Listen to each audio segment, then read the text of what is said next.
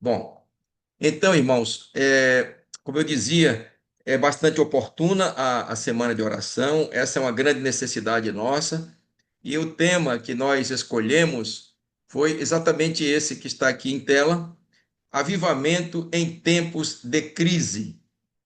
E eu creio que nós estamos em uma crise muito forte em todos os aspectos no planeta, né? Há uma crise política, há uma crise social e há também uma crise espiritual. E nos dias do profeta Elias, havia também haviam essas crises também, não é? E é sobre isso que a gente vai falar aqui. Então vamos abrir a nossa Bíblia em 1 Reis, capítulo 18, versos de 30 a 34, está também na tela, mas os irmãos poderão dispor aí do texto, na versão do irmão, 1 Reis 18, de 30 a 34. Vamos tentar tirar algumas lições para a nossa vida. Eu creio que todos nós carecemos disso. Então Elias disse a todo o povo: chegai-vos a mim. E todo o povo se chegou a ele. Aí notem os destaques. E restaurou o altar do Senhor, que estava quebrado. E Elias tomou 12 pedras, conforme ao número das tribos dos filhos de Jacó, ao qual veio a palavra do Senhor, dizendo: Israel será o teu nome. E com aquelas pedras edificou o altar em nome do Senhor. Depois preparou um rego em redor do altar, segundo a largura de 2 medidas de sementes. Então armou a lenha e dividiu o bezerro em pedaços e o pôs sobre a lenha. E disse: enchei de água 4 cântaros e derramai-a sobre o holocausto e sobre a lenha. E disse: fazei-o segunda vez. E o fizeram segunda vez. E disse ainda: fazei-o terceira vez. E fizeram terceira vez. Então, a gente percebe aqui que o servo de Deus, Elias, ele pediu que se tomassem cântaros, né, de água. Então, pelo menos aqui fala em 4 cântaros, não é? E isso foi feito 3 vezes, e então isso corresponde a cerca de 12 cântaros de água também. Isso também tinha uma significação ali naquela cena, naquele embate entre o Deus verdadeiro e o Deus falso. E nós estamos vivendo isso, né? Há milênios, né? Em todos os tempos houve esse conflito, e nesses últimos dias, Deus tem chamado um povo para servi-lo em espírito e em verdade. Aí, seguindo, então, deixa-me ver aqui, o slide, ele não está respondendo aqui. Vamos ver se ele passa. Não sei o que é que está acontecendo.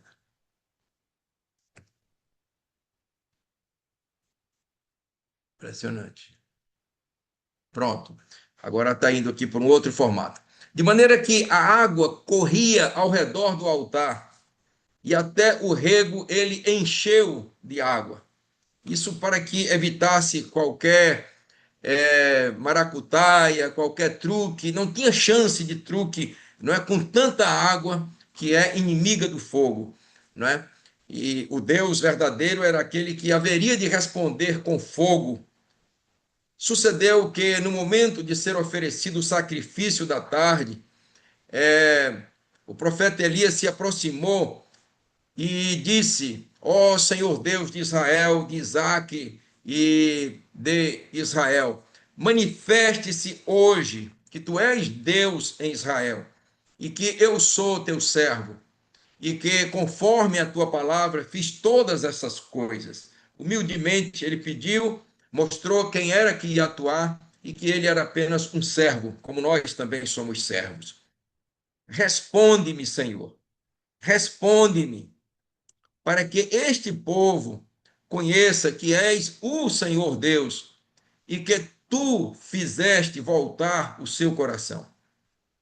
Então, irmãos, caiu fogo do Senhor e consumiu o holocausto e a lenha e as pedras e o pó e ainda lambeu a água que estava no rego. O que vendo todo o povo, caíram as pessoas sobre os seus rostos e disseram que só o Senhor é Deus, só o Senhor é Deus. Essa segunda parte, 1 Reis 18, de 35 a 39. Agora, a parte do verso 40 até o 45. E Elias lhes disse: lançai mão dos profetas de Baal, e que nenhum escape. E lançaram mão deles. E Elias os fez descer ao ribeiro de Quizon, e ali os matou. Então disse Elias a Acabe: sobe, come e bebe, porque há ruído de abundante chuva. E Acabe subiu a comer e a beber. Mas Elias subiu ao cume do Carmelo, se inclinou por terra e pôs o seu rosto entre os seus joelhos. Uma posição de muita reverência e de muita humilhação também diante de Deus. Algo muito apropriado. E disse ao seu servo: sobe agora, olha para o lado do mar. E subiu e olhou e disse: não há nada. Então disse ele: volta lá 7 vezes. E sucedeu que, à 7ª vez, disse: eis aqui uma pequena nuvem, como a mão de um homem subindo do mar. E Elias então entendeu. Então disse ele: sobe e dize a Acabe: aparelha o teu carro e desce, para que a chuva não te impeça. Tem partes aqui que eu não estou conseguindo ler por força do painel, mas tudo bem. E sucedeu que, entretanto, os céus se enegreceram com nuvens e veio uma grande chuva. E Acabe subiu ao carro e foi para Jezreel. Então, irmãos, aqui nós encontramos um combate, uma guerra espiritual que foi travada pelo servo de Deus, o profeta Elias, em um tempo de muita apostasia, de muita distância de Deus, e ele se colocou na brecha. E este, irmãos, é um desafio para você e para mim também. Alguém às vezes lê essa história, não é uma história tão linda, não é? Uma história muito forte também, e diz: tudo bem, foi uma coisa que aconteceu lá em Israel, não é? Um homem de Deus, ele participou desse desafio, não é? E enfrentou realmente as feras e combateu ali os profetas falsos que eram agentes de Satanás, mas isso não tem muito a ver comigo, não é? Eu vivo no século 21, eu não tenho cargo na comunidade de fé, não sou nenhuma autoridade, isso não tem nada a ver comigo. Mas o que eu gostaria, irmãos, que vocês é, pensassem comigo nessa hora é que Deus está esperando uma ação da nossa parte. Eu sei que muitos dos amados que estão aqui têm se colocado na brecha, têm feito a obra de Deus, têm participado dessa missão final. Mas será que todos nós, a começar de mim, eu estou me colocando na brecha, eu estou participando dessa guerra espiritual contra Satanás e seus agentes? Então, irmãos, esse embate aconteceu no Monte Carmelo, não é? Deus me deu a graça de visitar essa região com a minha esposa. Foi assim um sonho que não pensava em realizar e Deus proveu isso de uma maneira muito simples, e a um valor assim muito acessível. Hoje custa 5, 6 vezes mais. E Deus me colocou ali e eu fui até Carmelo e outros lugares do Egito, de Israel. E esse embate aconteceu nessa região aí, não é? O cume do Carmelo, e dali se pode ver o mar Mediterrâneo. É uma visão extraordinária. E nesse lugar aconteceu esta batalha, não é? Em que um homem pequeno como nós, né? Simples como nós, falho como nós, mas um homem que colocou a sua vida inteiramente nas mãos de Deus.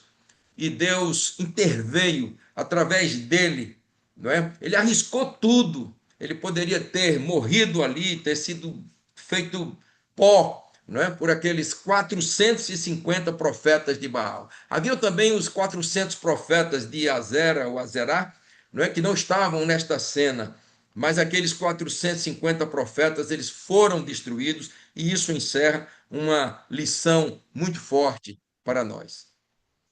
Então, quando a gente lê a história do profeta Elias e a gente vê como algo assim muito distante e que não tem nada a ver com a gente precisa entender, irmãos, que nós estamos também numa grande batalha e que cada um dos irmãos que estão aqui hoje nesta semana de oração, não é?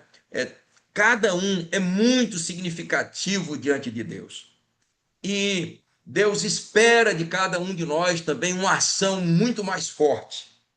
Deus tem me movido a pregar através do rádio. Eu tenho feito pregações através do rádio. Então, nós temos hoje, estamos pregando em 14 emissoras de rádio, localmente, em diferentes estados, né, do Brasil, e também para o planeta, através da internet. Então, essa pregação acontece, é algo muito pequeno ainda, muito simples, mas que às vezes me tira o sono. Mas eu sinto que tenho uma responsabilidade diante de Deus. Deus é tão bom comigo. Deus tem feito tudo por mim.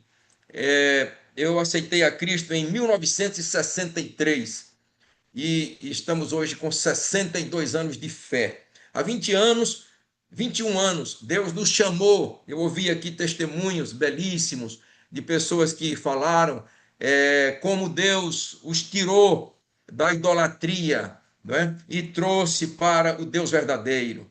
E hoje nós temos muitas comunidades de fé, mas vemos que muitas delas ainda estão arraigadas em catecismos, não é? Ainda existem doutrinas diferentes que estão se infiltrando, existe muita coisa, ainda não há um aconchego grande, como a gente está tendo aqui, não é? Desse convite que a irmã fez, e eu tenho recebido outros convites também. O irmão Valdomiro, um querido irmão, já nos convidou também em outros momentos, não é? E é preciso que a gente una forças para o combate contra o maligno e as forças das trevas. E eu creio que se nós unirmos todas as forças, e eu estou diante aqui de irmãos queridos, de irmãos inteligentes, de irmãos preparados, de irmãos abençoados por Deus, irmãos e irmãs em Cristo, quando eu falo assim, e a gente precisa pensar um pouco: eu estou fazendo tudo o que eu posso pela causa do mestre? Eu estou gastando dos recursos que Deus me deu, o que eu devo gastar para a causa do mestre? O tempo que eu dedico hoje à causa, né? Elias arriscou tudo, arriscou o tempo, arriscou a vida dele, arriscou os bens, ele arriscou tudo. E Deus o usou e lhe deu a vitória ali, a vitória ao povo do Eterno. Então, quando a gente olha para a história do profeta Elias, a gente deve olhar um pouco para a gente também. E se ver um pouco, tentar ver, olha, Senhor, me faça como Elias também, como Esther, como outras pessoas do passado, não é? E a gente vê que Elias foi muito mais do que um profeta. Ele foi um perfeito missionário, fazendo história no reino de Deus. Então, irmãos, isso é muito forte. Elias, ele tinha características muito maravilhosas que Deus lhe deu e Deus tem dado a você também e a mim. Ele era um homem decidido, ele era um homem de fé, de coragem, um homem de caráter bem fundado, determinado na sua causa, na causa do mestre, que não era sua. Ele dizia: eu sou pequeno, eu sou um vaso apenas, eu sou um servo. E é isso que nós somos mesmo, não é? Era um homem do fogo, era um homem da palavra. E por isso, irmãos, é importante que nós sejamos muito mais do que a igreja da palavra. Precisamos também ser a igreja do fogo. Então é preciso que haja isso. Mas para que isso aconteça, é necessário que a gente se dispa de orgulho, de vaidade, não é? De pensamentos e planos para este mundo. Isso tudo vai passar.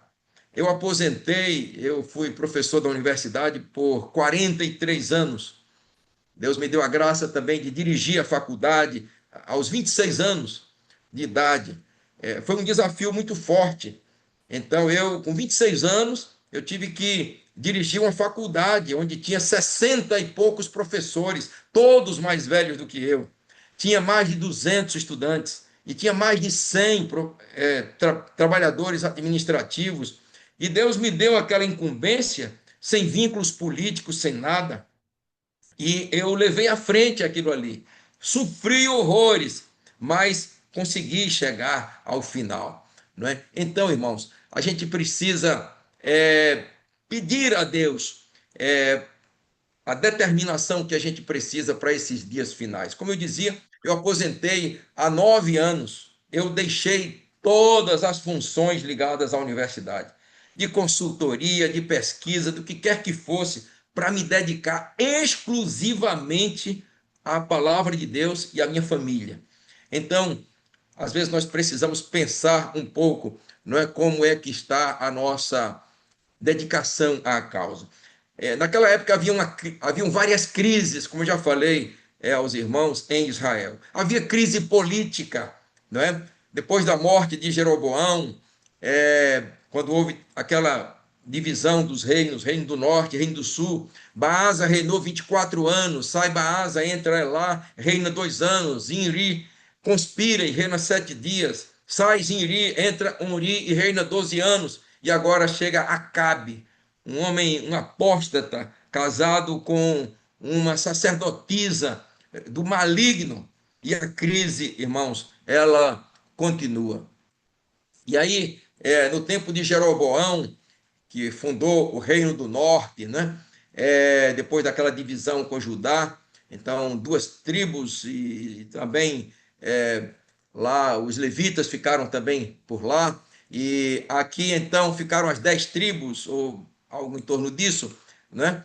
E o problema ali era o culto aos bezerros de ouro em Dan e em Betel, para impedir o povo de ir a Jerusalém. Uma política que ele criou lá. Então, olha, não vão para lá não, para Jerusalém, porque senão vocês vão se converter lá e vão me deixar politicamente. Então, ele estabeleceu bezerros.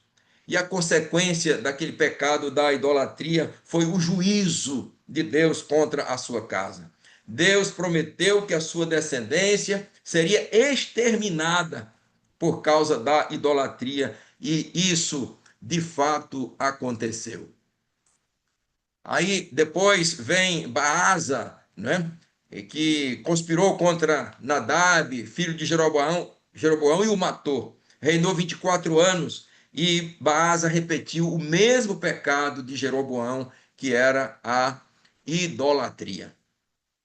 Aí vem, na sequência dos fatos, né, um reinado tirânico, instável politicamente. E o profeta Jeú repreendeu e anunciou o fim da sua dinastia, tal como ocorreu com Jeroboão. E, como resultado, a sua casa seria destruída, seus descendentes mortos. Então, irmãos, vejam que quadro dantesco para aquilo que um dia foi o povo de Deus, né? Vem Elá, filho de Baasa, reina apenas 2 anos, e aí, numa festa, embriagado, foi morto enquanto estava bêbado.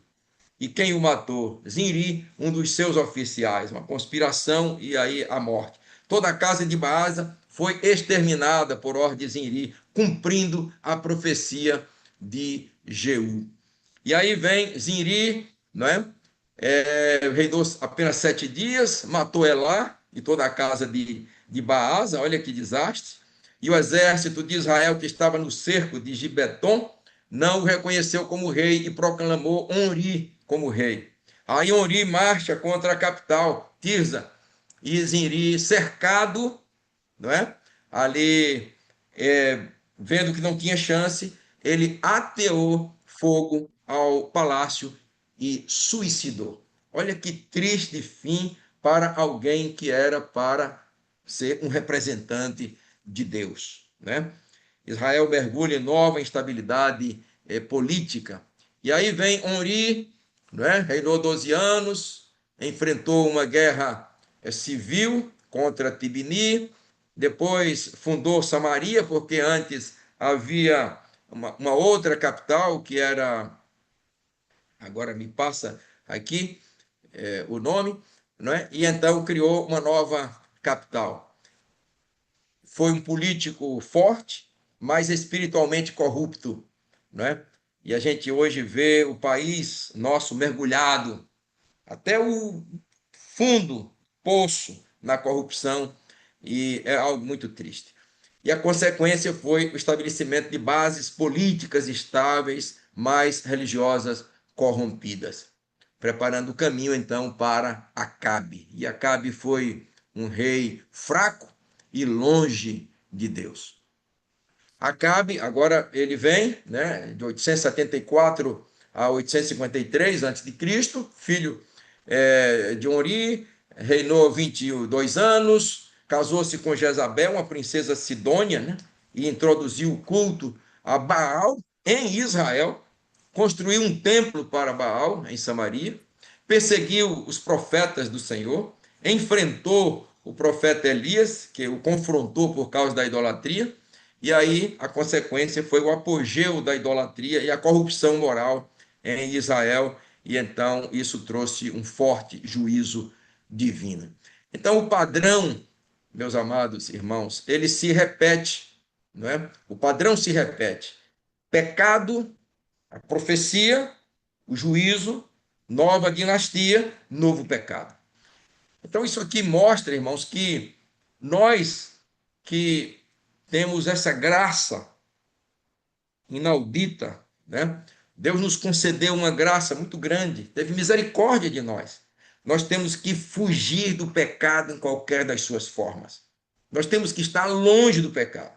E para isso, fazer jejum, semanas de oração, clamor, lágrimas, quebrantamento, pedir a Deus, Senhor, tem misericórdia de mim, tira o pecado da minha vida, em qualquer das suas formas.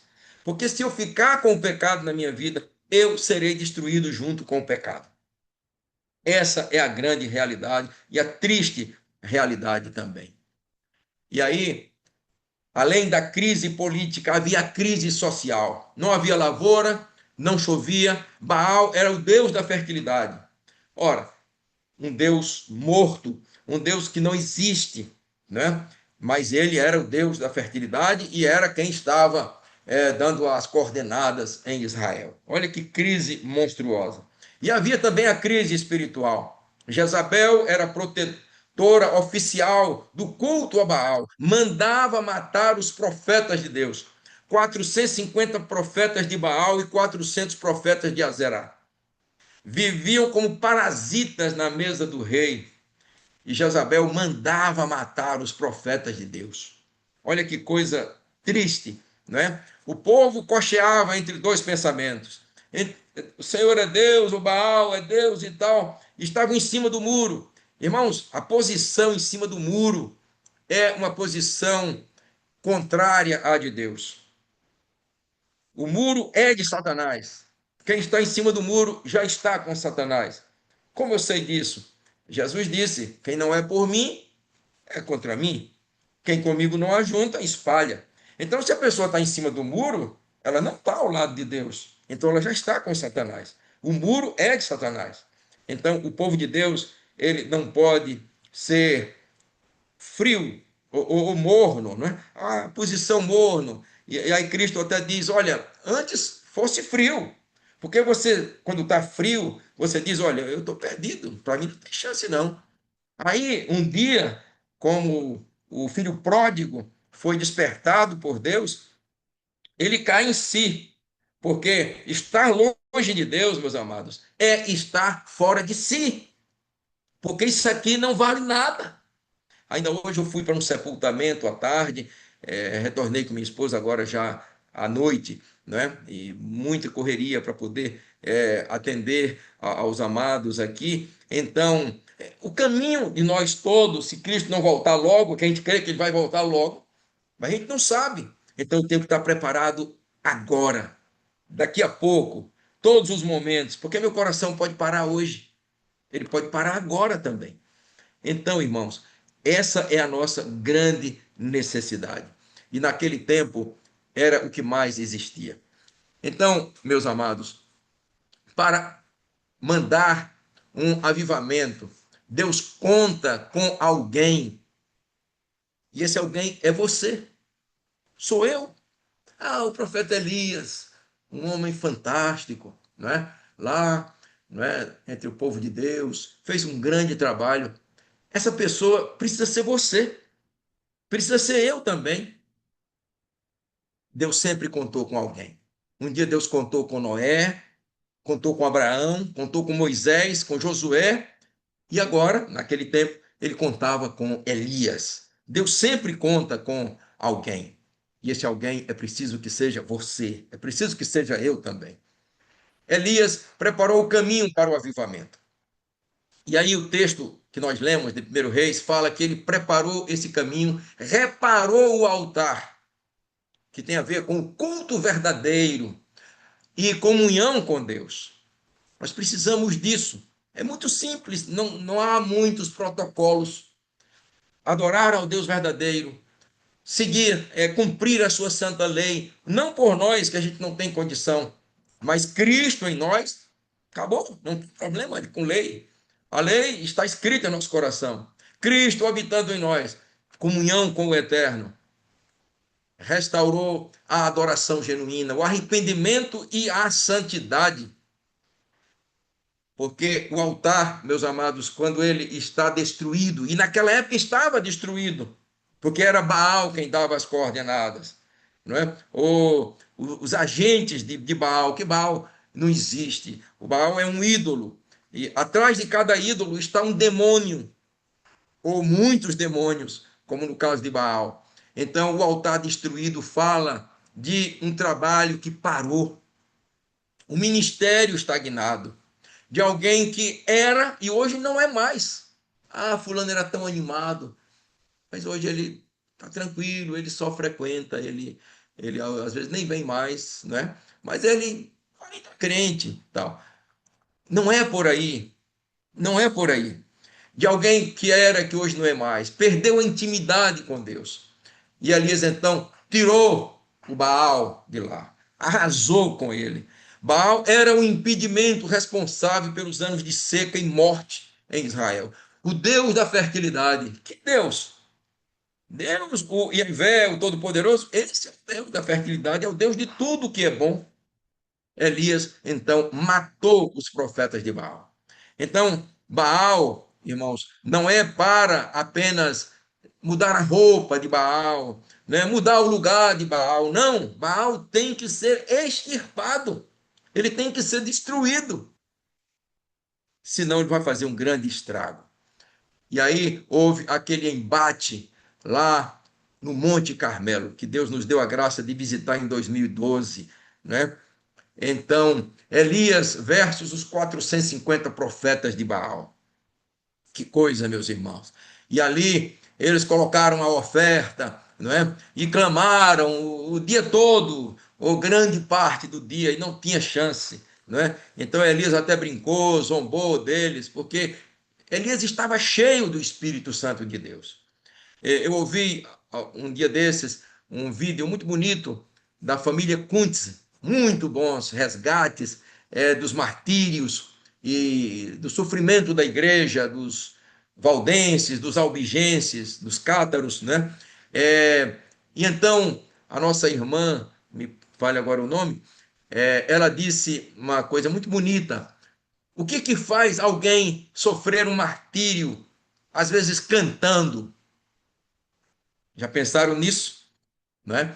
Então, é, o Espírito de Deus na pessoa, em plenitude, a pessoa sofre o martírio, às vezes cantando.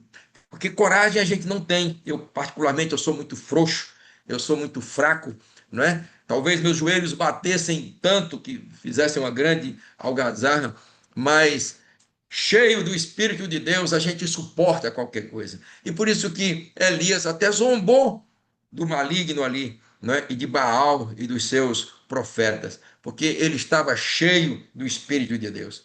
Então, ele clama, primeiro ele se humilha diante do Eterno e pede que o Eterno mostre que ele é o verdadeiro Deus, porque o verdadeiro Deus era aquele que iria responder com fogo. E por isso que ele mandou colocar aqueles 12 cântaros de água para molhar, ensopar a oferta, não é? O altar, as pedras, tudo, a madeira, não é? E também o rego cheio de água, assim como se tinha 12 tribos, não é? Então, agora Deus manda o fogo e consome a oferta, consome as pedras, consome a água, lambe tudo. E aquilo foi um espetáculo tão forte que os, os seguidores de Baal ficaram como que prostrados, não tinham mais o que fazer. Eles foram realmente à lona, e então Deus interveio e todos eles foram extintos. Eles não foram apenas presos, não amarrados, mudados de lugar. Não, eles foram extintos. O pecado precisa ser extinto da nossa vida, ou nós iremos sucumbir junto com os pecados. Não adianta mudar Baal de lugar, não botar-lhe uma roupa nova, nem adorná-lo, não é? Para Baal, meus amados, que é símbolo do pecado de Satanás, que quer arruinar as nossas vidas, só existe uma sorte: a morte. Então, se eu faço uma vistoria na minha casa e vejo que eu tenho lá algumas músicas que não são do agrado de Deus, tira aquilo, joga fora aquilo ali. Imagens, o que quer que seja, amizades, ambientes, tira tudo isso da vida e vamos nos dedicar ao Eterno e Ele vai nos dar a grande vitória. Ele está esperando por isso, para você e para mim também. Então, Elias, ele, como é mostrado no texto, ele subiu um pouco mais naquela jornada, quando ele estava aguardando a chuva e tudo mais. E de um ponto alto do Carmelo, Elias subiu mais ainda, porque existem três posições, três estágios da vida cristã. Ou você fica onde está, estagnado, não muda, tá tudo bem, etc. Tal. Ou você desce, né? Ou vai para o mundão, ou deixa um pouco a obra do Senhor, mas fica lá quieto.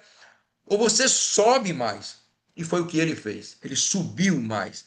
Então, irmãos, é necessário que a gente pense onde é que nós estamos, aonde a gente quer chegar, qual é o reino que realmente a gente quer. A gente tem que ter isso muito claro na nossa vida.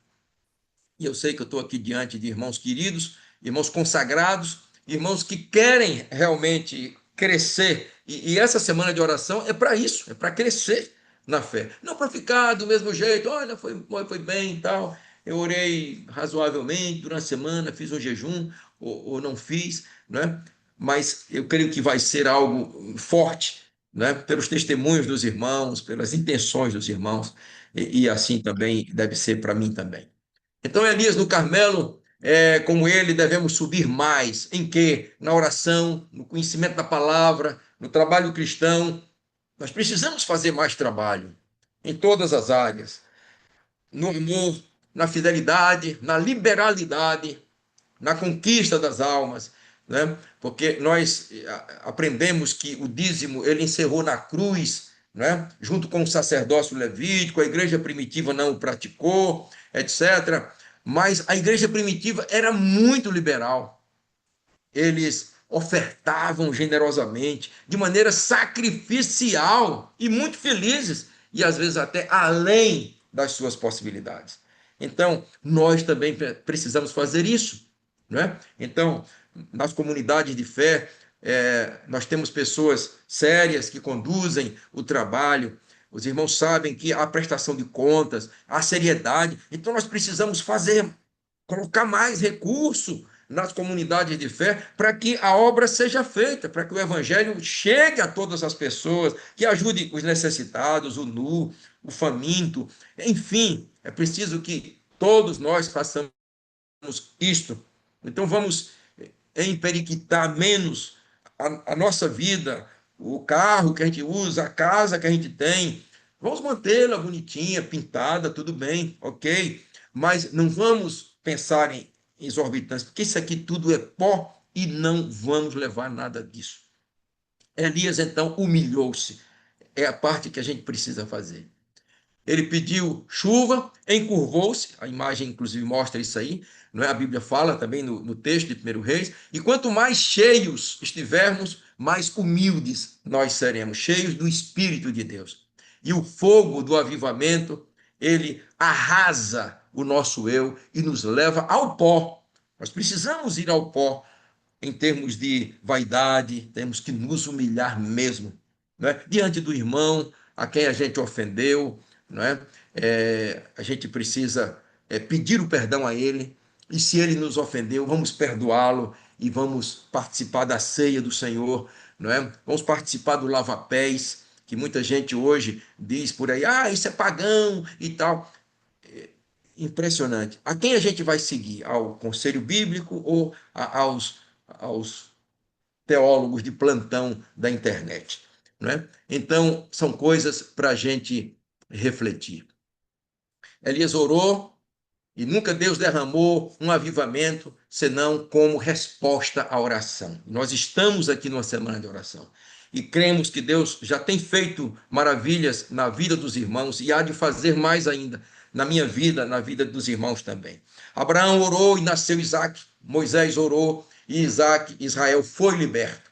Josué orou e o sol parou. Samuel orou e os filisteus foram derrotados. Elias orou e o fogo caiu. E aí a pergunta fica para você, meu irmão: você quer avivamento? Então vamos orar mais. Vamos gastar mais tempo com oração, com estudo da palavra, com quebrantamento diante de Deus. E vamos pedir com todas as forças: tira, Senhor, da minha mente qualquer pensamento mau, qualquer plano que não seja teu, de vaidade, de ambição, de ostentação, do que for. Vamos pedir a Deus humildemente. Estamos terminando. Elias, ele perseverou na oração. E a gente precisa perseverar também. Não desanimar, mas continuar orando. Há um tempo para Deus responder.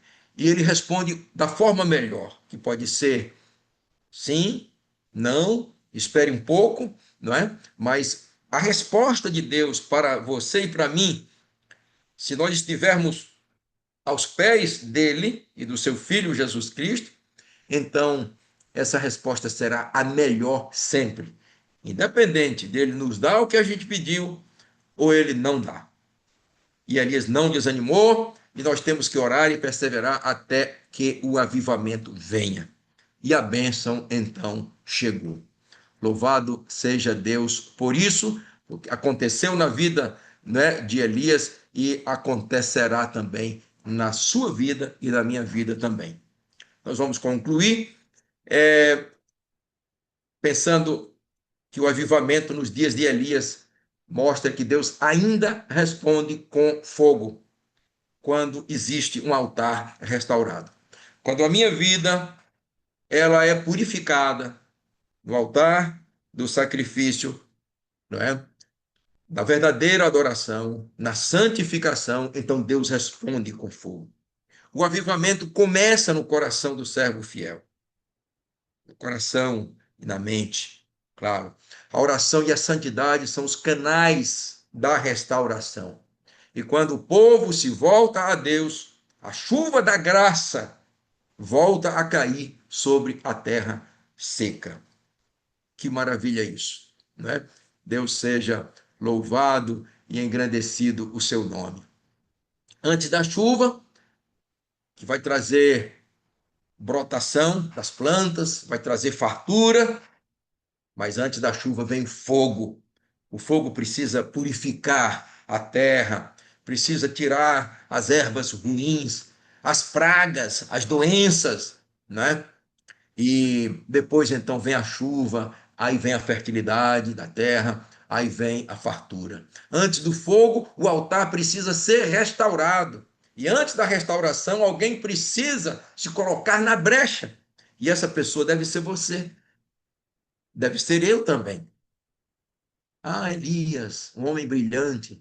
Sim, você também. Um homem brilhante, uma mulher brilhante, um homem de Deus, uma mulher de Deus, que se colocou na brecha. Mas quem vai nos comissionar? Cristo. Ele já nos comissionou. Não precisa mais uma outra comissão. Elias foi este homem. Hoje, Deus procura pessoas assim, dispostas a reconstruir o altar. Orar com fé e esperar a chuva da graça. Então vamos orar como Elias orou. Senhor, faze cair o teu fogo outra vez. Traz chuva sobre esta terra seca. Os irmãos, talvez a maioria em São Paulo, né, uma grande metrópole, é, entre as maiores metrópoles do mundo, há um desafio enorme. É grande o desafio. Nós pouquinhos, né? Nós somos pouquinhos, mas Elias também era pouquinho. Era ele só. E tinha mais 7.000, é verdade, mas ele nem conhecia esses 7.000. E a gente vê nesse caso de Elias que às vezes até uma pessoa cheia do Espírito de Deus se equivoca. E ele se equivocou, não é?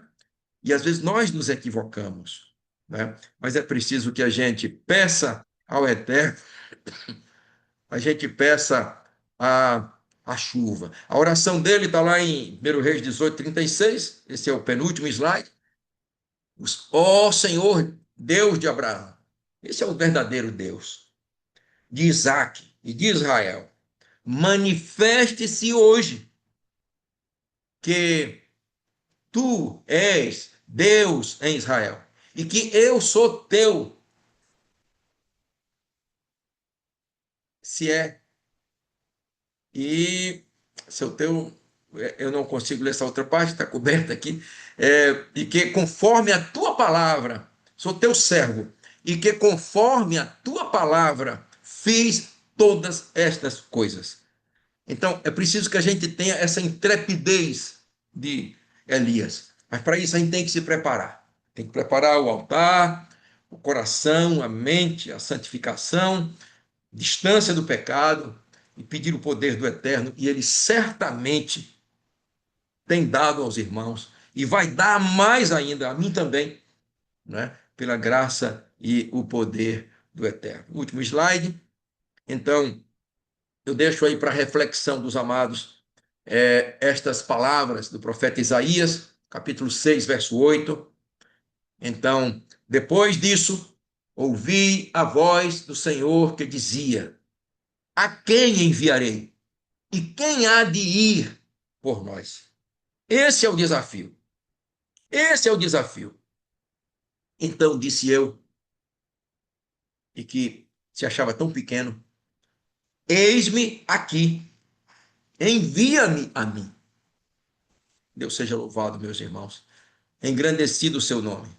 E que o Espírito de Deus tome conta da vida de cada um dos irmãos, das respectivas famílias, da minha família também, a minha esposa que está assistindo aqui na sala aqui ao lado, não é?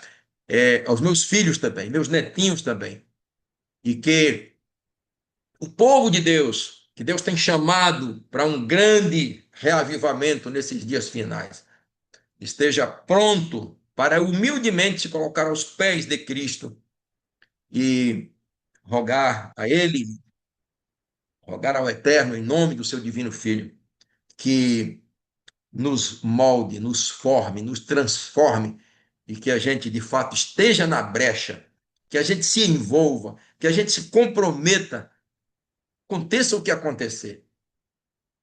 Louvado seja Deus e o seu divino Filho.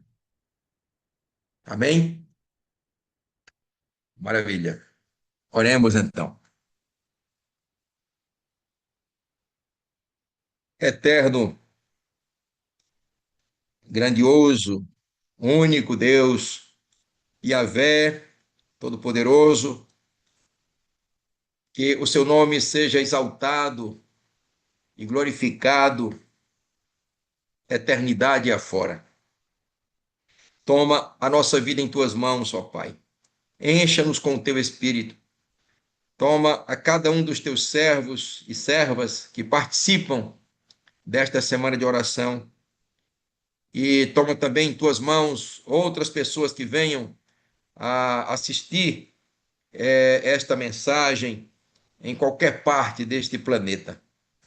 Que aconteça, ó Pai, um reavivamento espiritual em nossas vidas e que isso possa redundar na proclamação das tuas verdades, do teu santo evangelho e que pessoas sinceras aceitem esta verdade, saiam das garras de Baal, do pecado de Satanás e se voltem para Cristo, que deu a sua vida na cruz do Calvário pela nossa salvação. Encha-nos com o teu espírito, purifica-nos de todo o pecado, prepara-nos para o teu reino, nos dê a tua graça, em nome de Jesus, pelo sangue de Jesus. Amém. Aleluia. Amém.